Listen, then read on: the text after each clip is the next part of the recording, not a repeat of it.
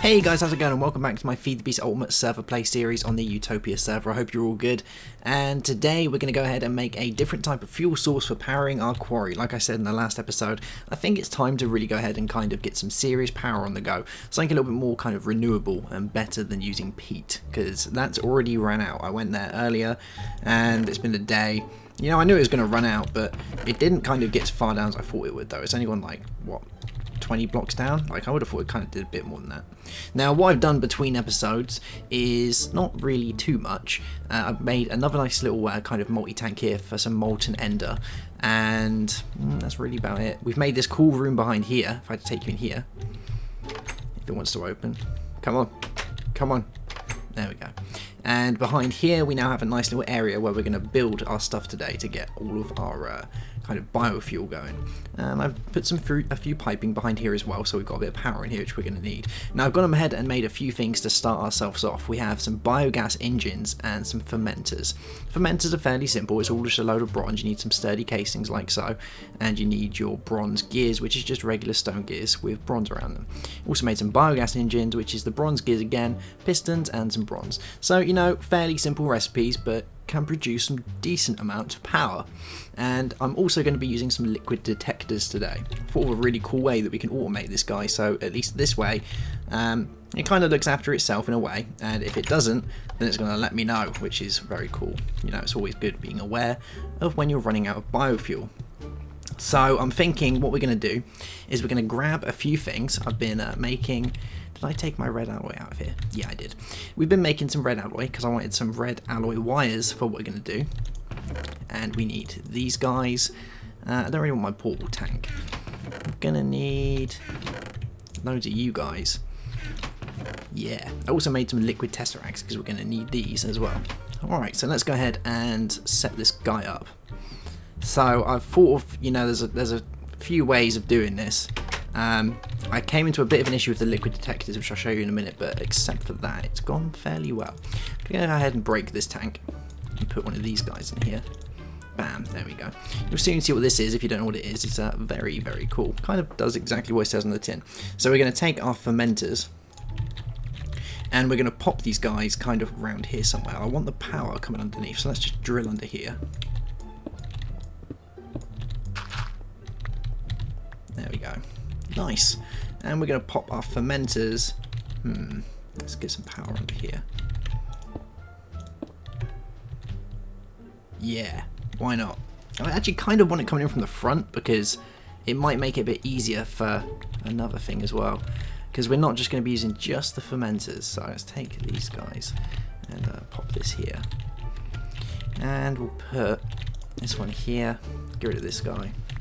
Like a boss, and we'll put these guys here like this. I'm gonna need to get underneath them eventually, so yeah. Nice. Alright, so the fermenters need a few things to get going. They're going to need a fuel type, which can be pretty much, there's lots of different things you can use, saplings, whatnot, you know, loads of different things. We're also going to go ahead and have to put a secondary type of fuel in there, which generally is fertilizer, but there are a few other things you can use, and I'm actually not going to be using fertilizer purely because I don't have any appetite. Not a single piece. And I don't know why, but there is none that I have found, so we're going to do a different way of doing this. Now outside I've made myself a very nice wheat farm, and if we just have a look around here, or did I put it outside? Yeah, here it is. Now a cool thing you can do with wheat is if you get some dirt like so, and we're just going to go ahead and get our aluminium stone out like a boss. If you put your dirt like this and your wheat around it, bam, you get compost, and compost is going to be used to power our fermenters. Put all these guys back in here like this. And we're going to take ourselves some saplings, some oak wood saplings. The things that we can use here will be the saplings. You can use wheat, but it gives you barely anything. You can use plant balls, which is quite nice if you're going to be using a lot of the this guy here, the industrial centrifuge. You can put resin in here, rubber resin, and it gives you an absolute ton of regular resin like rubber. You also get a byproduct, which is the plant mass, so that's not too bad, I think. Now, I really want to kind of get this guy set up before I go showing it. I think what we're going to do is we're going to use something that we haven't used in a couple of days. And it's sat around kind of being lonely, so I thought we'd kind of put it to good use. We're going to take this person. Bam. Nice. You're coming with me. And we're going to put him downstairs and basically kind of get this guy up and running. The fermenter does require a liquid, so this is the main reason that we're going to do this guy. And have I got any buckets on me? I've got one. Bam. Probably going to have to come back up and get another one in a minute, but that's fine. At least we can get it created first. And I really need to dig right into the back of this wall, I think, to kind of do what I want to do. So I'm going to go ahead and do that now, because we're going to need to get really far back for this. Alright, so I've been kind of playing around a little bit, getting this set up just how I want it to be. I want it to be compact enough that you can't really see all of the stuff behind it, because there's going to be quite a bit. Now, I've gone and put the aqueous accumulator in here, and he seems to be running perfectly fine. He's supplying these guys with a nice amount of water, so they're not going to run out of that. I've also gone ahead and put all of this under here. I'm thinking what I'm going to do is probably use glass panes along here so you don't see all of it. Otherwise it's just going to look a little bit kind of ugly. Now, this should be inputting power quite nicely. I'm going to go ahead and turn my lava generators out here on. Bam, there we go. And we should see some power going into this guy now, which is fairly nice. So I'm going to go ahead and power this up, and we're going to start getting some fermenting on ZGo. So there we go. I'm just going to split these guys. And ooh, bam. There we go. Fermentation. Now, I probably am going to have to change this around a little bit, but normally you can hit these and they work perfectly fine, but I think I'm going to have to get some switches on it just so they actually start working properly. Let's go ahead and grab some of these out of my bag. Just want some regular levers. There we go. Nice. And oh, should be able to put these guys under here, and they should output. There we go. Perfect. Alright, so this guy needs to be powered as well. I don't think he has anything going in him. No, he does not. I'm going to have to really think about how I'm going to get this to work, because at the minute it just doesn't seem to want to work too properly. if that is a word. Trying to kind of compact and fit all this in here just does not seem to want to work at the minute. I have got to spare one of these. I could kind of move this guy a little bit. I think I'm going to go ahead and do that. So I'm just going to take these, put another dirt block under here so we can fit a switch, and then we'll have this guy come out a little bit like that. Yeah, that's going to work a lot better. We'll just give this guy a little slab, and we should start seeing this biomass come out when I flip the switch.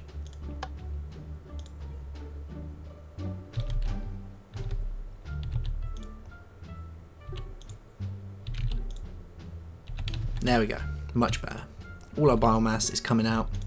They're doing their thing. The compost is working. Gotta love it. Let's go see how this guy's doing out here. I could just click on it, but visually it looks a lot better. Yeah, nice. There we go. So we've got around 32,000 of the good stuff going in there, which is definitely perfect.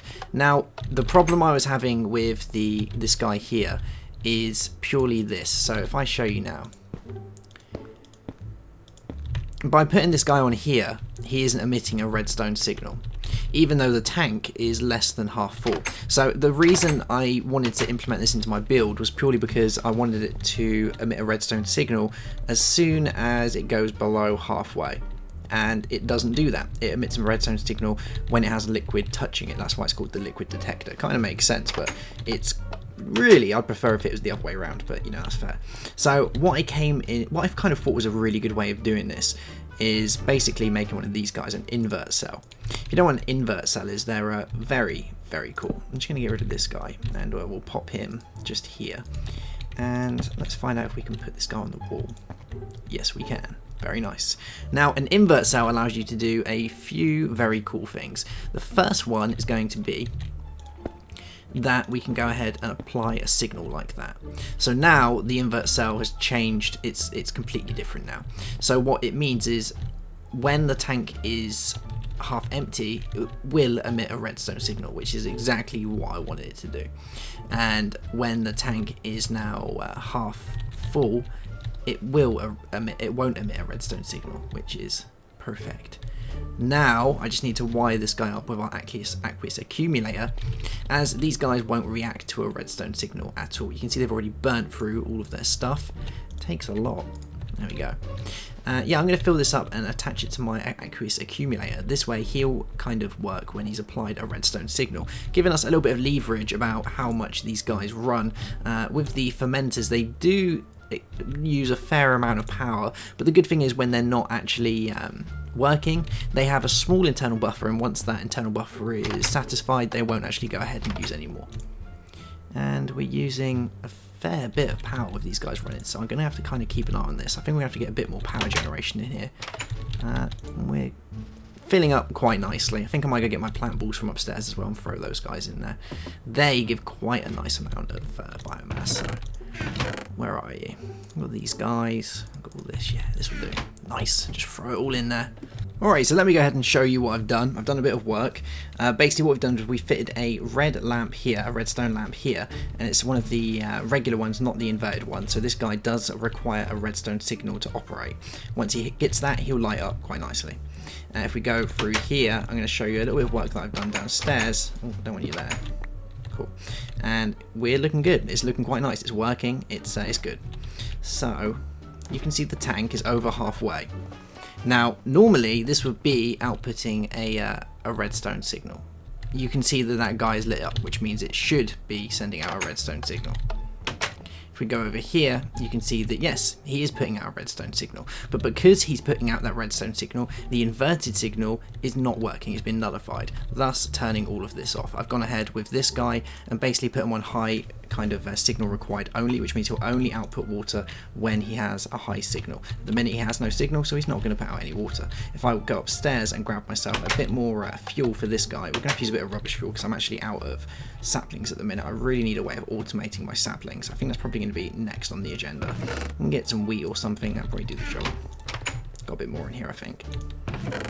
Yeah, a little bit of wheat. Love it. Is that all the wheat we had? I thought I had a lot more wheat than that. That's weird. Maybe not. We'll grab some seeds or something then, because seeds do the job. And sugar cane. All of this stuff's pretty rubbish. It doesn't actually make any really any biomass fuel at all, but it still does the job.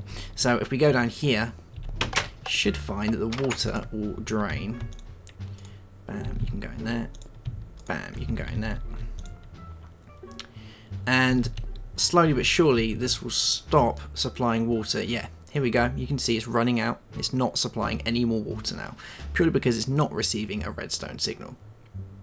Once this is completely run out, you'll find that the water in these pipes will go. Once the water in the pipes is gone, the fermenters will then no longer have any liquid in here. Once they have no liquid, it's game over and they will stop making any type of biofuel. Pretty good, right? Love it. Let's see if we can put the rest of these guys in here and just see if I can get them to use up all of their liquid. Take some seeds. Maybe they don't like seeds. Maybe I'm not going to be able to show you. I'll get some more later and I'll show you later on. But now I want to go ahead and use some of this fuel that we've got so we can actually go ahead and power our quarry properly. I think that is a brilliant idea. Then we'll come back and actually clear this place up so it's actually looking a little bit nicer, because at the minute it's looking horrific. Now I'm going to go ahead and use my liquid tesseracts. I think that's a brilliant way of doing it. And I've had a bit of a play around with these tesseracts and I've kind of come across something a little bit weird. For some reason, don't quote me on this unless I'm doing it completely wrong, but if I plonk a tesseract like that, and we have a lot of water one here, so we have Lewis's lava, blah blah blah. I'm going to go and set this one as Lewis Bio, like this, and we'll put it on channel 60. Why not? I don't think we have a channel 60. Bam. There we go. Lewis's Bio. Now, every time I've done this, it hasn't fed on the opposing side. Don't know why, just hasn't for some reason. So I'm going to go ahead and create all of our biogas engines on the other side and we should be good to go. Am I going to need myself some more sticks? Probably. I think I just used them all up, didn't I? Just go ahead and make ourselves a few more sticks and we'll grab some of these guys. Let's get into my digger's backpack. We should have a load of cobblestone in here. Yeah, we do. Nice. And we'll grab 2 more switches. Bam, like that. Cool beans. And we're going to need some more liquiducts even as well. And I was making a few bits. Pulverized iron. Or pulverized obsidian even. Exactly what I was looking for. Now, if we put these guys in here, we very much should get ourselves some glass. There we go, hardened glass. Perfect. Mix this with a nice little bit of copper, and we should have ourselves some liquiducts.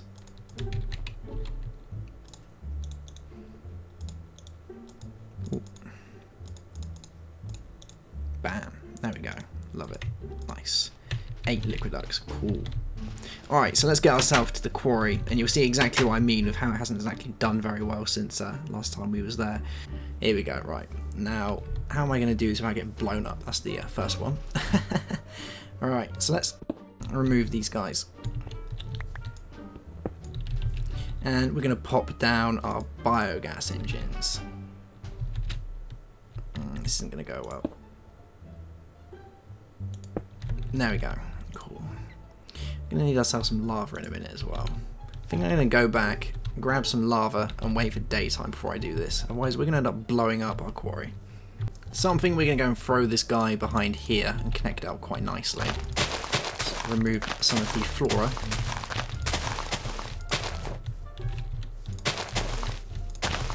There we go. And this guy can kind of sit, I don't know, sit here, why not? And we're going to go ahead and plug these guys in. Like a pro. Now we should be able to connect this guy to here like this. You can see the biofuel is emptying very nicely into these guys, and we want to go ahead and turn these guys on as well. They should be filling up quite nicely. Yeah, they are. We're going to put a little bit of lava inside these guys. They do require a small amount of lava to get going, but once they're heated, they're pretty much good to go. You don't have to really worry about filling them up again unless you turn them off. Just getting rid of this guy, and we're going to go ahead and get these guys functioning. Thinking I'm going to dig under them.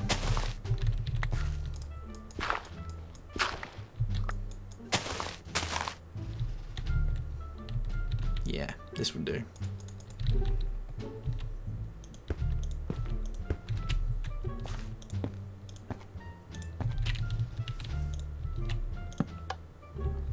And as if by magic, we should see them working. There we go.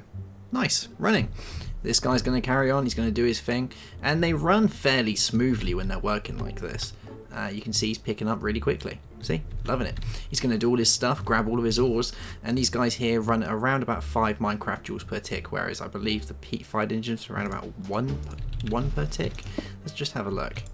These guys can run at a maximum. No, it doesn't show, but I'm pretty sure it's 1, so yeah. Far better than what we originally had.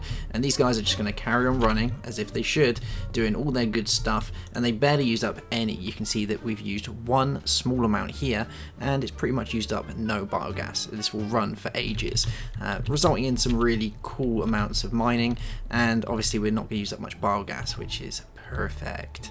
So if I'm going to make my way back now, we're going to give it a minute or two just to wait for half the tank to clear, or a small amount to clear, so we reach below the halfway point, just so I can show you guys exactly what happens when we reach the halfway point. So just wandering home, and I can automatically see that my lantern has lit up my light, which indicates to me that we've ran out of biofuel. Either that or we're producing biofuel, one of the two, and we haven't reached the halfway point or gone over it.